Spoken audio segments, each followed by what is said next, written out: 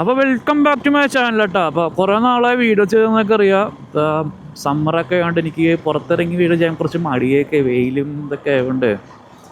അപ്പം ഇപ്പോൾ മൺസൂൺ തുടങ്ങിയല്ലോ, നമ്മളെല്ലാം റൈഡ് പോകുന്ന ടൈമൊക്കെ, എല്ലാ റൈഡേഴ്സുമാരും റൈഡ് എടുത്ത് ഹൈ റേഞ്ച് എല്ലായിടത്തും പോകുന്ന ടൈമൊക്കെയാണ്. അപ്പോൾ ഈ റെയിനി സീസണിൽ നമുക്കങ്ങനെ സേഫായിട്ട് ഓടിക്കണം എന്നുള്ളതാണ് ഞാൻ ഈ വീഡിയോ ചെയ്യാൻ പോകുന്നത്. അപ്പോൾ റെയിനി സീസൺ ആകുമ്പോൾ അറിയാമല്ലോ, റോഡൊക്കെ വെറ്റായിട്ട് സ്ലിപ്പറി ആയിരിക്കും. അപ്പോൾ നമ്മൾ ഹാർഷായിട്ട് വണ്ടി ഓടിക്കാണ്ടിരിക്കാൻ നോക്കുക. ഇപ്പോൾ മഴ വരുമ്പോഴത്തേക്കും മിക്കവരും ചിലപ്പോൾ റെയിൻകോട്ട്, ചിലപ്പോൾ പുറത്തിറങ്ങുമ്പോൾ റെയിൻകോട്ടൊക്കെ എടുക്കാത്ത ആൾക്കാരൊക്കെ ഉണ്ടാവും. അവരൊക്കെ ധൃതി പിടിച്ച് വീട്ടിലോട്ട് പോകും. അപ്പോൾ പോകണ വഴിക്ക് പല ആക്സിഡൻസൊക്കെ ഉണ്ടാവും. അപ്പോൾ എങ്ങനെയാണെന്നാലും മഴയത്ത് നമ്മൾ പരമാവധി സേഫായിട്ട് ഓടിക്കുക. കാരണം ചില സമയത്ത് റോഡിലൊക്കെ വെള്ളം പൊങ്ങിയിരിക്കുന്നുണ്ടാവും. അപ്പോൾ ആ ടൈമിൽ നമ്മൾ പെട്ടെന്ന് അങ്ങോട്ട് കയറി കഴിഞ്ഞാൽ നമ്മുടെ ടയർക്ക് നമ്മൾ വിചാരിച്ച ഗ്രിപ്പ് കിട്ടൂല. അങ്ങ് വരുമ്പോഴത്തേക്കും നമ്മുടെ ട്രാക്ഷനെല്ലാം റോഡായിട്ടുള്ള നേരെ വണ്ടി സ്കിട്ടാൻ താഴത്തേക്ക് വീഴും.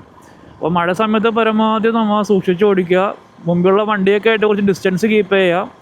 നമ്മൾ മുട്ടി പോകില്ല, അങ്ങനെ പോകാണ്ട് കുറച്ച് ഡിസ്റ്റൻസൊക്കെ കീപ്പ് ചെയ്ത് പോകാൻ നമ്മൾ ശ്രമിക്കുക. പിന്നെ നമ്മൾ ടയർ പ്രഷർ മെയിൻറ്റെയിൻ ചെയ്യട്ടെ. എന്ന് പറഞ്ഞു കഴിഞ്ഞാൽ നമ്മൾ ആഴ്ചയിൽ പോയി ടയർ അടിച്ച് മറ്റേ ടയർ വീർപ്പിച്ചേക്കരുത്. അത്യാവശ്യം നമ്മുടെ ടയറിന് ഒരു കോണ്ടാക്റ്റ് സർഫസ് വേണം, റോഡായിട്ടൊരു കോണ്ടാക്റ്റ് ചെയ്യണം. അതുപോലെ നമ്മൾ ടയർ പ്രഷർ മെയിൻറ്റെയിൻ ചെയ്യാൻ പാടുള്ളൂ. പിന്നെ അത് കൂടാതെ ടയർ മൊട്ടയായിട്ട് രണ്ട് ഭാഗത്തും ഗ്രിപ്പുണ്ട്, രണ്ട് സൈഡിലും ഗ്രിപ്പുണ്ട്, അപ്പുറത്തും ഇപ്പുറത്തും. അതും കൂടി തേഞ്ഞിട്ട് മാറ്റാൻ വിചാരിക്കരുത്. കാരണം നമുക്ക് ആ ടയറിന് നടുക്ക് നിങ്ങൾ കട്ട കാണില്ല, കട്ടയുടെ ഓരോ വരയൊക്കെ ഉണ്ടാവില്ല. അതിൻ്റെ ഇടയിൽ കൂടിയാണ് നമ്മൾ ഈ മഴ വരുമ്പോഴത്തേക്കും അതിൻ്റെ ആ റോഡിലുള്ള വെള്ളമൊക്കെ അത് അങ്ങോട്ടും ഇങ്ങോട്ട് തെറിപ്പിക്കണ ഇടയിൽ കൂടിയാണ് ആ ലൈൻസിൻ്റെ.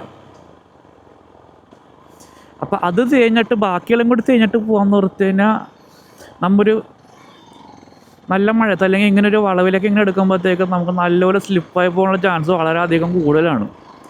അപ്പോൾ ടയർ നമ്മൾ തേഞ്ഞ് കിടക്കണമെങ്കിൽ തേഞ്ഞ് നൂല് വരാന് മുമ്പ് നമ്മൾ ഒരു പുതിയ ടയർ വാങ്ങിച്ചിട്ടാണ് നല്ലത്. പിന്നെ ബ്രേക്സ് നമ്മൾ ശ്രദ്ധിക്കണം. നമുക്ക് നല്ല ബ്രേക്കിംഗ് നല്ലപോലെ വേണം. അത്യാവശ്യം ബ്രേക്ക് പാഡ് തീർന്ന അല്ലെങ്കിൽ ഡ്രമ്മിൻ്റെ കാലാവധി കഴിഞ്ഞ വണ്ടികളൊക്കെ ആണെങ്കിൽ അതും കൂടി ആയിക്കൊന്ന് മാറ്റുക. ABS ആണെന്ന് പറഞ്ഞാൽ നമ്മൾ മാറ്റാതിരിക്കരുത്. നല്ല ബ്രേക്ക് ഉണ്ടെങ്കിലാണ് ABS നല്ലോണം നിർത്താൻ പറ്റുള്ളൂ. എല്ലാവരും റെയിൻകോട്ടൊക്കെ ഇട്ട് ഇറങ്ങിയേക്കണേ. എപ്പോഴാണ് മഴ വരുമെന്ന് പറയാൻ പറ്റൂല.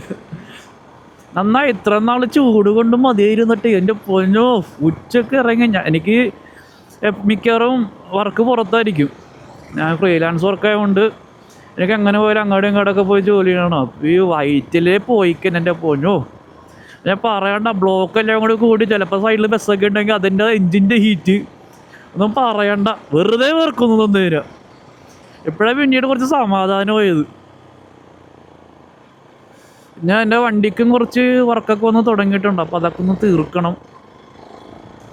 പിന്നെ കറക്റ്റ് ഇൻഡിക്കേറ്ററൊക്കെ ഇട്ട് എല്ലാവരും വളയ്ക്കണം കേട്ടോ, ശ്രദ്ധിക്കണം. നല്ല കൊടും മഴയത്ത് ചിലപ്പോൾ നമുക്ക് മുമ്പിൽ, പക്ഷെ നല്ല മഴ പെയ്ത് തന്നെ മുമ്പിലുള്ള ആൾക്ക് നമ്മളെ കാണാൻ പറ്റാത്തൊരവസ്ഥയൊക്കെ ഉണ്ടാവില്ല.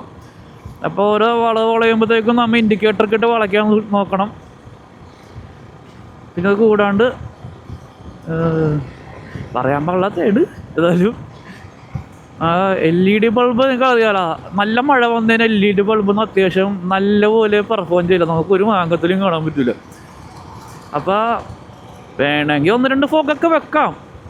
കാരണം നമുക്ക് നമ്മുടെ സേഫ്റ്റി നോക്കണമല്ലോ. ഒരു യെല്ലോ ലൈറ്റ് വന്നതിന് നമുക്ക് അത്യാവശ്യം നല്ല മഴ വന്നാലും നിങ്ങൾക്ക് കാണാൻ പറ്റും. പിന്നെ ഹൈ റേഞ്ചിലോട്ട് പോകണമെങ്കിൽ മഴയും പെയ്താലും പിന്നെ കോടയുടെ പോലൊരു രൂപ. അപ്പോൾ ഫോഗ് ലൈറ്റ് അത്യാവശ്യമൊക്കെ ഒന്ന് വെച്ചിട്ട് മിനി ഫോഗ് ലൈറ്റ് വെച്ചാലും മതി. ആൾക്കാർക്ക് അങ്ങനെ ഡിസ്റ്റർബൻസ് ഇല്ലാത്ത രീതിയിൽ വേണം ചെയ്യാൻ. അപ്പോൾ മുമ്പിൽ എന്തിരെ വന്ന ആളുടെ കണ്ണിലോട്ട് അടിച്ച പോലെ എനിക്ക് ഇടയ്ക്കുന്ന ആൾക്ക് കറക്റ്റ് കിട്ടില്ല. അതാണ്ടോ കണ്ണിലോട്ട് അടിക്കണ പോലെ നമ്മൾ വെച്ച് കഴിഞ്ഞാൽ പ്രശ്നവും. ഞാൻ അവർ നേരെ വന്ന് വഴി കാണാണ്ട് നമ്മുടെ മേത്തേക്ക് കയറി കഴിഞ്ഞാൽ നമ്മൾ വെച്ചതിന് വലിയ ഗുണമൊന്നുമില്ല. അപ്പോൾ അതും കൂടി ശ്രദ്ധിച്ചൊന്ന് വെക്കണം നിങ്ങൾ. പിന്നെ അടിച്ച് പറന്ന് പോരാൻ നോക്കണം കേട്ടോ. നമ്മളിങ്ങനെ ഹൈവേ കാണുമ്പോഴത്തേക്കും നല്ലപോലെ കീറി അങ്ങോട്ട് പോകും. വേറെ ഒന്നുമല്ലേ, നല്ല മഴ പെയ്ത് കഴിഞ്ഞാൽ റോഡിൽ മൊത്തം വെള്ളം അങ്ങോട്ട് കെട്ടിക്കിടക്കും. അപ്പം നമുക്ക് കയറിക്കഴിഞ്ഞാൽ വിചാരിച്ചല്ല, പെട്ടെന്ന് ചിലപ്പോൾ ഒന്ന് സ്ലിപ്പാവും. സ്ലിപ്പാക്കാൻ ചിലപ്പോൾ കയ്യിൽ നമുക്ക് കിട്ടിയെന്നില്ല. നമുക്ക് ചാൻസ് ഒരു ലക്ക് പോലെയൊക്കെ, ലക്ക് ഉണ്ടെങ്കിൽ നമുക്ക് നമ്മുടെ ഫാമിലി രക്ഷപ്പെടുത്താൻ പറ്റും. അപ്പോൾ എനിക്കൊരു സംഭവം വന്നായിരുന്നു. ഞാനൊന്ന് വാൽപ്പാറ പോയായിരുന്നു കഴിഞ്ഞ ആഴ്ച. അങ്ങോട്ട് പോയിട്ട് നേരെ ഇങ്ങനെ വന്നുകൊണ്ടിരിക്കണം. അപ്പം മഴ വന്നുകൊണ്ട് മഴ വന്ന് റോഡ് അങ്ങനെ പൊങ്ങിയിട്ടില്ല, എന്നാലും ഈ സൈഡിലേക്ക് ഇങ്ങനെ പൊങ്ങൂല. അപ്പം ഞാൻ നേരെ കാറെടുത്ത് വന്ന് ഒരു ലോറിനെ ഒന്ന് ഓവർടേക്ക് ചെയ്യാൻ വേണ്ടി പോയാണ്. അപ്പോൾ ഒരു ചേട്ടൻ വന്നു, ചേട്ടന്മാരല്ല, ഒരു ചേട്ടൻ വഴിയിൽ കൂടി വണ്ടി ഓടിക്കണം. പുള്ളിക്കാരൻ എൻ്റെ പുറകിലുണ്ടാറ്, ഞാൻ കണ്ടില്ല. പുള്ളിക്കാരൻ പാഷനിലാണ്. മഴയാണ്, റെയിൻകോട്ടും ഇല്ല. റെയിൻകോട്ട് വേണമെങ്കിൽ ഉണ്ടോ, കുഴപ്പമില്ല. പുള്ളിക്കാരന് ഹെൽമെറ്റ് ഇല്ല, എൻ്റെ തലയിൽ കവറിട്ടാണ് ഓടിക്കണത്. അണ്ട് ധൃതി പിടിച്ച് ഓടിക്കണേ. ഞാൻ ഈ ലോറിനെ ഓവർടേക്ക് ചെയ്യാൻ പോയപ്പോഴത്തേക്ക് പെട്ടെന്ന് സൈഡിൽ നല്ലപോലെ വെള്ളം വന്നുകൊണ്ട് അപ്പം ഞാൻ ചെറുതായിട്ടൊന്ന് സ്ലോ ആക്കി. ഈ പുള്ളിക്കാരൻ നേരെ എൻ്റെ പുറകെ വെച്ച് പിടിച്ച്. അപ്പോൾ ലോറിയുടെ പുറകെ ഞാൻ കയറുന്നപ്പോഴത്തേക്ക് ഒറ്റയടിക്ക് പുള്ളിക്കാരൻ കയറി വന്ന്. ഞാനവിടെ ഒന്ന് സ്ലോ ആക്കുമ്പോഴത്തേക്കും പുള്ളിക്കാരൻ്റെ ഫുള്ള് കാൽക്കുലേഷൻ തെറ്റിപ്പോയി. അണ്ട് ഈ ചേട്ടൻ എന്ത് ചെയ്തു, പുള്ളിക്കാരൻ എനിക്ക് മനസ്സിലായി ഞാൻ ഹോണിക്കണുണ്ട്. അപ്പം ഞാൻ ഇയാൾ എന്നെ കണ്ടപ്പോഴത്തേക്കും ഞാൻ ബ്രേക്കുന്ന കാലെടുത്ത് എന്നാൽ സ്ലോ ആക്കിയത് മാറ്റിയിട്ട് നേരെ എടുത്ത് വണ്ടി മുമ്പോട്ട് ഒതുക്കി. ഈ പുള്ളിക്കാരനെ ഞാനെന്തോ ഈ പുള്ളിക്കാരനെ കൊല്ലാൻ നോക്കിയ പോലെ നേരെ വന്നിട്ട് എൻ്റെ കാറിനായിട്ട് 2 കൊട്ട് മുമ്പിൽ, ഉടുക്കത്തെ കൊട്ട് കിട്ടി. പിന്നെ ഇവിടെ വീട്ടിൽ കാറിൽ കുടുംബക്കാരെല്ലാം ഞാൻ പിന്നെ ഒന്ന് അടങ്ങിയിരുന്നു. അപ്പം അങ്ങനെയൊക്കെ ഒന്ന് ശ്രദ്ധിക്കുക. നിങ്ങൾ ധൃതി പിടിച്ച് പോകണ്ടിരിക്കുക. ഹെൽമെറ്റൊന്ന് മസ്റ്റായിട്ട് ധരിക്കുക. ഇവിടെ എന്താ പരിപാടി നടക്കണല്ലോ. ഹെൽമെറ്റും ഗിയേഴ്സൊക്കെ മസ്റ്റായിട്ട് ധരിക്കുക. നിങ്ങളൊരു ലോങ് ഡ്രൈവൊക്കെ പോകുമ്പോഴത്തേക്കും ജാക്കറ്റും ഗ്ലൗസും ബൂട്ട്സൊക്കെ ഇടുക. ഞാനിപ്പോൾ ലോക്കൽ ഓടിക്കൊണ്ട ഗ്ലൗസ് ഇടാത്തത്. ഒന്നത് കുറച്ച് നാളായിട്ട് ഗ്ലൗസ് ഇടാത്തതുകൊണ്ട് ഗ്ലൗസ് പൂപ്പലൊക്കെ ആയിരിക്കണം. അതൊന്ന് ചൂടാക്കി എടുത്തിട്ട് ഞാൻ റെഡിയാക്കാം. അപ്പോൾ ഞാൻ പറഞ്ഞ പോലെ നമ്മിങ്ങനെ ധൃതി പിടിച്ച് പോകണ്ടിരിക്കുക. നമ്മൾ വിചാരിക്കുന്ന ആയിരിക്കില്ല.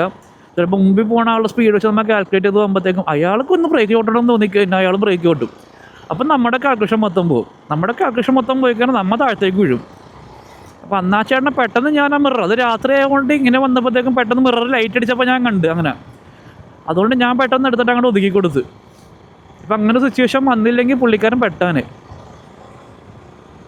അപ്പം അങ്ങനെയൊക്കെ നമ്മൾ ധൃതി പിടിച്ച് ഇച്ചിരി ഡിസ്റ്റൻസൊക്കെ കീപ്പ് ചെയ്ത് മഴയത്ത് നമ്മൾ വണ്ടി ഓടിക്കുക. ഇപ്പോൾ കാറായാലും നമ്മൾ അങ്ങനെ ഓടിക്കുക. അപ്പോൾ ഇത്രയൊക്കെ ഉള്ളൂ എൻ്റെ റെയിൻ ഡ്രൈ ടിപ്സ്. അപ്പോൾ കുറേ നാളെയെന്നറിയാം, ഇനിയും ഇടയ്ക്കിടയ്ക്ക് വീഡിയോ വരും. അപ്പോൾ show support and likes. See U.